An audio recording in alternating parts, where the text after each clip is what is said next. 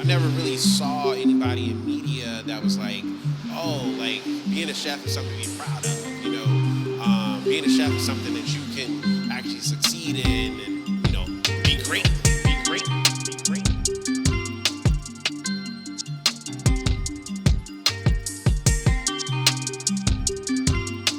So this is episode 1,000 because I can do what I want.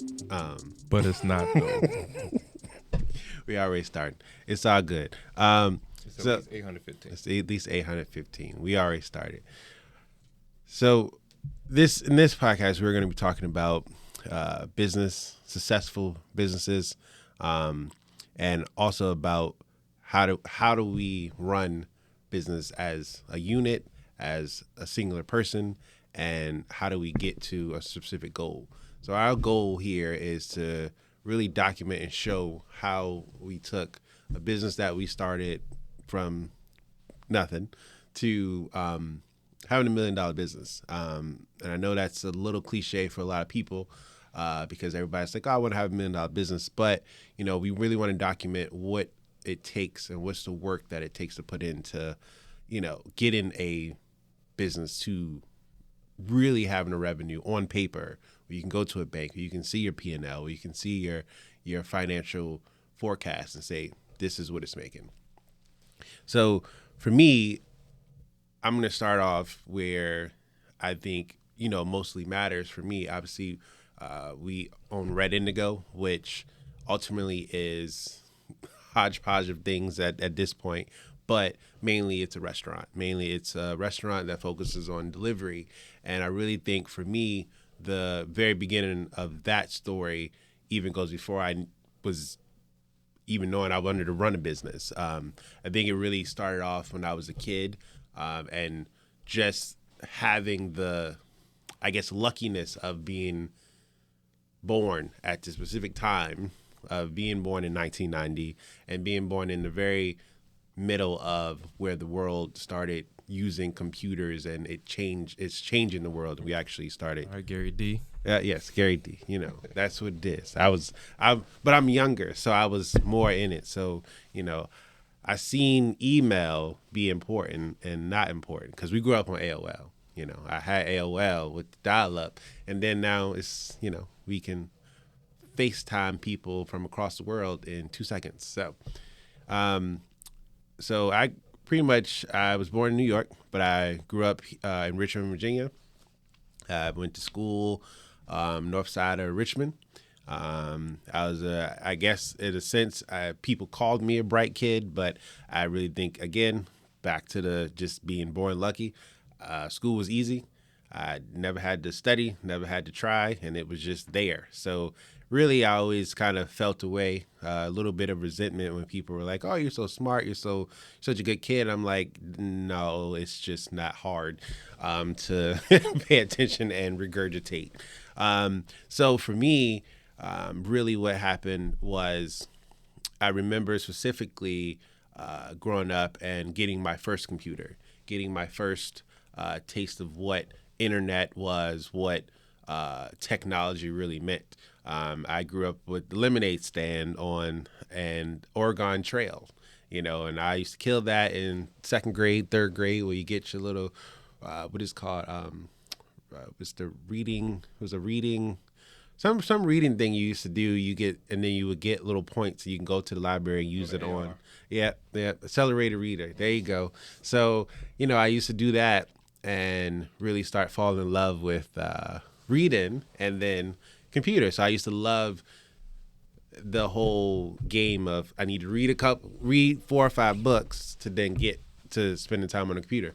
And from there, I think that was really where the journey of where I figured out how to really use computers to kind of control, not really control, but to use it to leverage people in a sense, because I saw where if I read books and I had a bunch of little passes to go to the library and get it on the computer, I remember trading it for a fruit roll up to somebody. And it was like, hey, I got all these passes.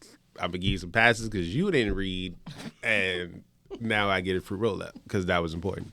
Oh, and a yo-yo. I remember doing that because I used to love the yo-yos. Yeah, I remember the yo-yos that had the brains in it. You could, put it down and it could stay spinning. Yeah, I had to do like regular Douglas. Oh no, you had the regular Douglas. No, I had the good ones, the ones that you do little tricks and junk. Yeah. So that was the very beginning of my thing. But even moving forward, I love cooking. Always as a kid, I didn't really know it was a passion of mine. Nobody really told me, especially growing up as a young black man and a black boy. Nobody really said, "Oh, go to school to be a chef and make this a career and be proud about it." It was, be a lawyer, be a doctor, be a judge, be a, pediatrician, be, something. Even though I saw my father at all times in my life own a business. The first time I seen him take a day off of work was when I graduated Marine Corps, actually. So, and it didn't click to me that he was training me how to run a business. So I was okay with saying, oh, I wanted to be a business person, an entrepreneur, but nothing really clicked in me until I was an adult. To that I can, mix the two and be a chef and be great at it, So, moving on to high school, came out of high school, I went to the Marine Corps, came back, still wasn't at the point where I really knew what I wanted to do. So I just continued to do what I told my grandmother I was going to do, be a lawyer and then a judge and all of that. So I went to school for pre-law, and then once I figured out I didn't really like it, I stopped. So, then I went to school to be a chef, and there we are. So now we own a business, we own a restaurant, and that's going pretty well. So that's kind of like a snippet of, we'll get into it later, but that's a snippet of how I got to where I'm at. So what's your story, Nicole? My story is I married you. Is that a mistake or is that a good choice? You was yelling at me before we started, so I feel like it was half and half. Half and half. She always yelling at me. I'm abused. Just to let y'all know. So, my name is Nicole, and I am Daquan's business partner and wife. Business partner first, though. Business partner first. Let's make sure we get that on. Okay. Business partner first. It is for all the young people under 30 and younger. When you marry somebody, they need to be your business partner first. Sign on the LLC, the C Corp. You need to get an EIN first, and then you get a marriage certificate. That's what you do. And I was born and raised in Brooklyn, New York, in Crown Heights. And I can remember as a young teenager wanting to open up my own coffee shop. I knew it was in California. I wanted to have a coffee shop that was open until 2, ironically. Ooh, look at and that. then Look at God. Won't he do it? then I kind of pivoted and was like, well, they don't have Golden Crust there. So I was like, that would be cool if I could franchise a Golden Crust. Anyway, none of it happened. But I always envisioned myself to be a business owner, like a successful business owner, which in my mind equated to wealthy, successful business owner. And, but I didn't do that. I went to school for business management and spent a lot of my time working, running offices, doing administrative assistant. So I did that, and I didn't like that. I didn't want to run an office. So I went back to school due to family instances where I had to become the caretaker. I decided to go to school and the path was a nurse. And I became an EMT. I rode on the ambulance and stuff. And I was minding my business. And my husband asked should I become a chef? How'd He you said get to your chef or husband? lawyer. We just skipped a whole lot. He said You chef just- or you just lawyer. appeared with a husband. He was just there. He said chef or lawyer. And I said lawyer. Mm. He didn't listen. Nope. And he went for a chef. And, you know, he did the hard work to get your career going, you know, as a chef. And we just decided that we were just going to, our honeymoon gift to ourselves was the creation of Red Indigo. You know, we created that, the name. We didn't know what was going to attach to it. But I'll tell you what, the hodgepodge is definitely the make of it. But anyway, you know, and then here we are. You know, we started up with the catering part, and then then you needed a space, and we grew to RVA Cafe, and we stopped the restaurant for a year, and I missed it. I'm very stringent when it comes to running business, but I missed it. I missed the interaction and the camaraderie of customers who like what we gave, you know, what we sold or what we delivered.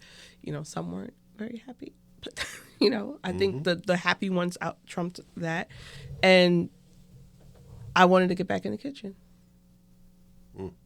And so we searched for a second space, and here we are. Yeah. Tired. But I like how you said the hodgepodge, because you know, a lot of times, you know, the first lesson we can give in our podcast here is, you know, for aspiring business owners, is the fact that, you know, when you start a business, people think, well, I have to have this figured out, I have to have that figured out, I have to have all the answers. And really, the core to running a successful business is to just get up and do something. You know, and that's the baseline of all it takes, because that's also, you're going to be your biggest hurdle. Once you have all the answers, all you're left with is doing what you said you was going to do. How many times, you know, I'll ask you, or I ask Patrick here to say, all right, are we opening today? Because I'm tired. And no, you just, like, you're left with that. Like, yeah, you don't figured out the taxes, you don't figured out the name, you don't figured out where you're gonna be, you don't figured out your insurance, you don't figure out all of that. And at the end of it, so at the beginning of it, it's get it done, and then in the middle of it, it's get it done, and at the end of it is get it done. Well, you got it done at the end. You know, yeah, it's that's it. But I mean, you know, going back in October 3rd, I was not present for that first day.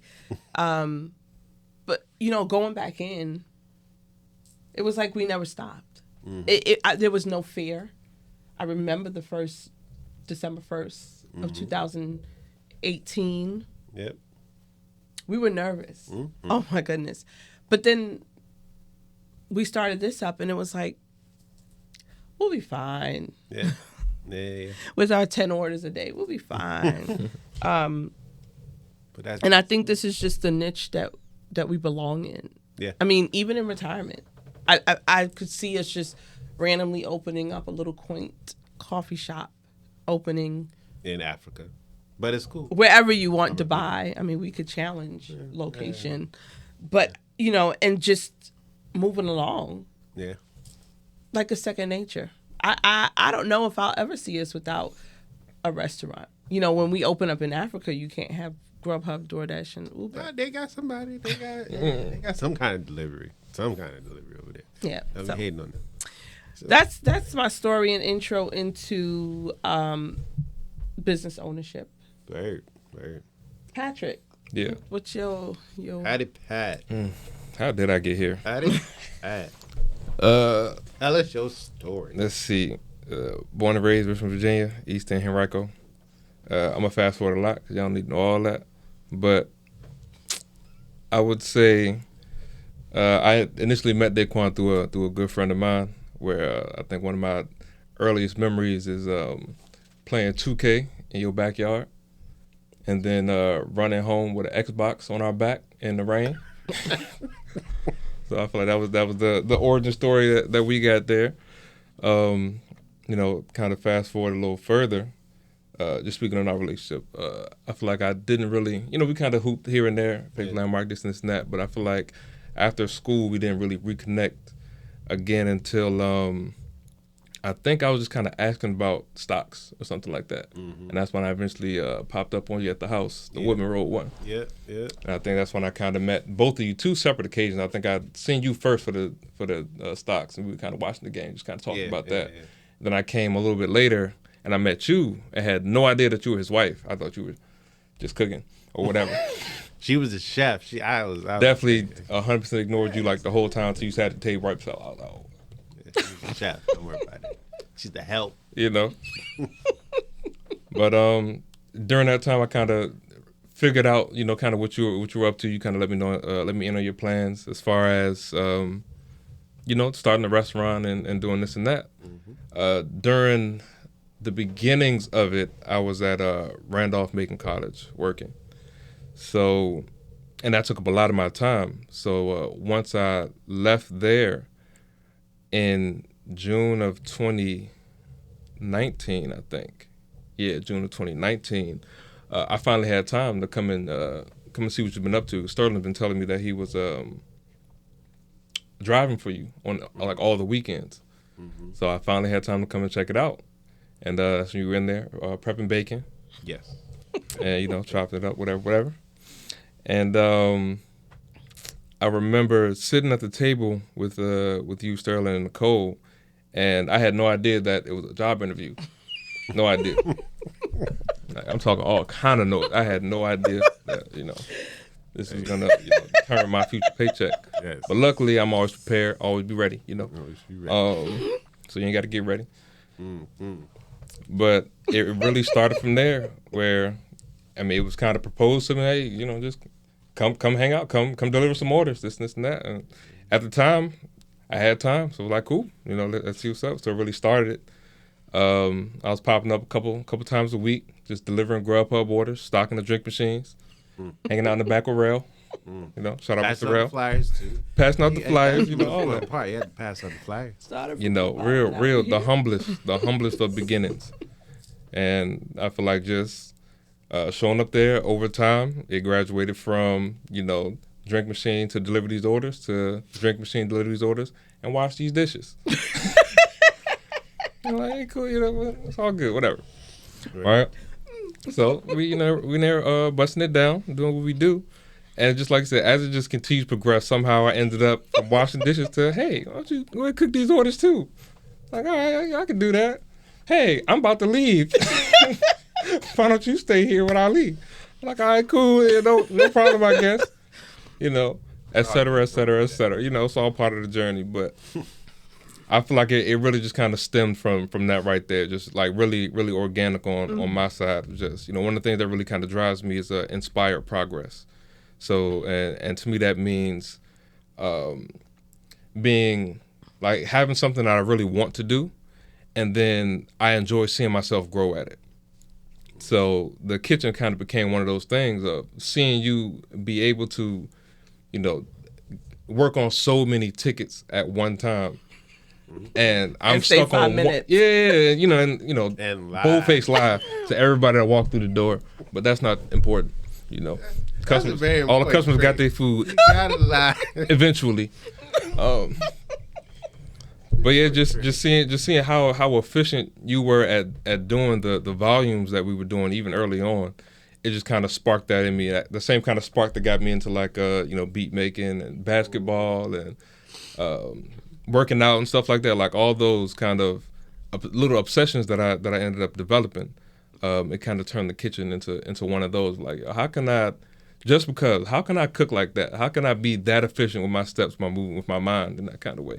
Yeah. So, and I feel like that's really what kind of drove me in those, like that first kind of year and a half, where we was really in the thick of it at RBA Cafe, and was kind of solidified my spot in the process. So Definitely solidified. Definitely. But don't leave out that you did the delivery service. I mean, you held that Oh down. well, yeah, that's after, but yes, we were still going. Delivery service, all Because that. he doesn't stop. I don't. You don't. But that's the point. That's in order for you to have a successful business, you have to pivot. You have to keep going. Something's gonna dry up, and you already have to be on to the next thing. I mean, the world is changing like every single day. We've gone from, I mean, just a couple years ago, some people you could have said, hey, you know, order on Grubhub, order on DoorDash, and they didn't know what that meant. Now that's a Staple. That's a word like Google. You know, that's a word like Amazon. Like, you know what that is. I don't need to explain to you what DoorDash is anymore. So, you know, the fact that we came in and we, you know, made a name for ourselves without ever telling anybody where we were, what we did. You know, we put in $0 of marketing. We broke every rule that it essentially any business person would tell you of how to have a successful business, how to have a successful restaurant. You know, you have to have a good location. You have to have a good branding. You have to have a good this and that. It's like we did none of that. We literally said, we going to get on these apps and we're going to make these orders and we're going to make them consistently. And they're going to consistently be 5 minutes, whether it's 5 minutes or not. That's what I'm going to tell you. And that's what's going to happen. And that's what we did. And, you know, we went from, 0 to 100 really, really quickly. And that's back to what I was saying about, you know, figuring it out as you go. Just get it done. Whole time I was lying to everybody and lying to myself about this works. I didn't really know if it worked. I was just like, nope. We knew it didn't work. You know, it didn't work. We was doing it. The cancers in the room knew it didn't work. It didn't work. But hey, we showed up every day and we were consistent and we put out good food consistently. And then eventually we was able to say, oh, wow, we built this thing that's a big machine, you know, look at it and say, this is something great. And again, we could close for a year and then come back and boom, get right back to it.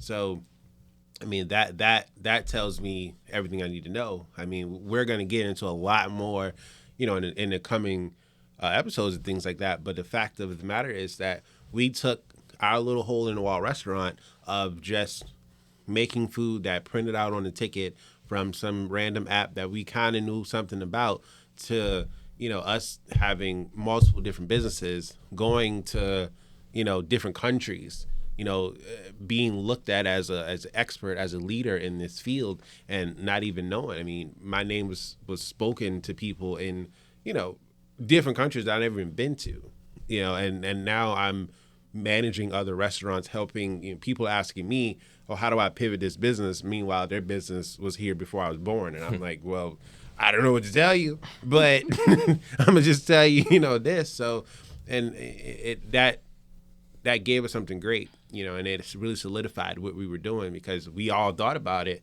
Like you said, we knew it didn't work, but it was like, it worked like, and I think you said it before when we was talking before, it's like, it's just nobody walked out. That was it. You know, nobody said, all right, this is it. This is a wrap. Sunday morning, we got 100 tickets sitting on the board live and more just ding, ding, ding, ding, ding, ding, coming in. And we was just like, all right, well, just keep going. We're here till 2. We're here till 2. That's it. Don't worry about that. Just, I might have shed a tear. yeah. I might have ended up We all shed in an something. emergency room with some chest pain. Lord. Yes. Definitely did. But hey, we here. We're here to tell a story. We're here to help people. You know, give our story out, document, because again, we're at another crux right now of where it's gonna change. Like I said, there's big changes coming for this specific industry, right? We saw a glimpse of that with COVID. COVID came, it you know, decimated the world and changed it and flipped it upside down. Yeah, especially put the with jets delivery. on us though. Yeah, oh, definitely. You know, everybody else is like, this is horrible. It's shutting down businesses, and we didn't understand. We were like, I got a pay raise. Yeah, like, people are laying people off. You know, restaurants are struggling. We got all these restaurant bills. People are fighting in Congress. I'm like, well, what? I mean, I didn't know. You know, this is the best thing that could happen for us. So, you know, it's going to be an interesting kind of to unpack that and really, teach people and show people like, hey, look, this is really what it takes to run a business. This is really where it takes to, like, that piece of nobody walks out. Like, we can be mad, we can be sad, we can be upset. I mean, it's even a thing to explore about, being in a marriage and being a business partner. You're going to go through trials and tribulations as, a marriage, as a relationship. And didn't matter what we was going through at home, that 2-minute drive from the house to the restaurant, all that's getting shut down because we got to go make this money. So, hey, it is what it is. But it's been a pleasure, working with everybody. It's amazing to see what we've done. And now it's amazing to sit down and really talk about it and understand from everybody's point and get really diving into how we have created what we've created and how we're going to continue to create as we go forward, and really show people, look, you want a successful business? This is what you do. Because most people, the thing about it is, most people don't document until it's already done. I want to document while we're doing it. Yeah. I said I do, so Yes, you did. I really there's not much for me to say, but let's do what we got to do. I mean, I just look at last weekend. We talked about it at dinner on Sunday, and a lot of my questions is, do I stay full time at what I do, saving lives or helping lives, medical lives, and or come full time again with you guys. And last weekend we held it down. Yeah. Mm-hmm. We had no cancellations, very minimal. I mean, maybe 3 calls. And it made me see that we could hold it down with just the 3 of us. I mean, I'm not saying that it's just the 3 of us for life. I'm saying we could still excel and even have room to grow with the 3 of us showing up when we're supposed to be there, as planned. And so, it creates some decision making. And as always, but I just feel like it's a great dynamic, in my opinion. I can't speak for you guys, but I felt like it was a great dynamic that, we got it done, with or without extra help. And so I think, like you said, if we stay on track and we don't walk out, or, don't get lost in what could take us out, I think we could even grow.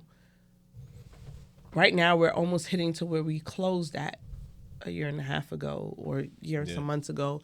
I think just the 3 of us could even take us to surpass that. And then obviously at that point, I think we might need to incorporate additional hands. But I think we did an awesome job. I mean, I definitely agree with that. Just, kind of doubling down on what you said about, like, I feel like we all 3 of us bring something different to the table that kind of equates to that whole, which would allow us to kind of fill in every gap that's necessary. Like I said, with your organization, your ambition, and then just my willingness to fill in the rest where I can. And warn us not to plug in that plug. Mainly those things. Mainly those things. Whether I get listened to or not, this is the last video I'm ever on. I did say it for the record. He did. But no, I really appreciate just how I've been able to grow within this dynamic of, I've always believed in being a team player, and we're not gonna lose because of me. So me either. Always being able to just kind of see, if you're gonna do it, I got you. If you're gonna show up, I got you. Gotcha. And just kind of keeping that kind of fundamental thread going as we continue. I feel like that's gonna kind of benefit us the most. Yeah, all of that's necessary. Every part that everybody plays is necessary. And when we make the money, I got y'all. I'll pay for whatever we need to to keep thriving. Also, for the record, this the camera. They owe me so much money. so much money, and I just want to We put that on pay record people. for everybody that see this. No, because then we gonna put out a ad for hiring help. They be like, nah, they say they owe him. They not paying. We pay. Nicole pay. I don't pay. Don't ask me for money. We pay. But nah, but it's been great, guys. I mean, it's gonna be a amazing journey going through this and really unpacking every step of it for people to understand that running a restaurant is not hard. Running a business is not hard. You just show up. That's it. Show up. All consistency. 1,000 days. 1,000 days. Show up for It's 1,000 longer than days. you think. Don't count it. Don't count it. 'Cause don't count it. Don't even worry about that. Just put 1,000 and then forget about it. Get back to Being it. a chef is something that you can actually succeed in and, be great.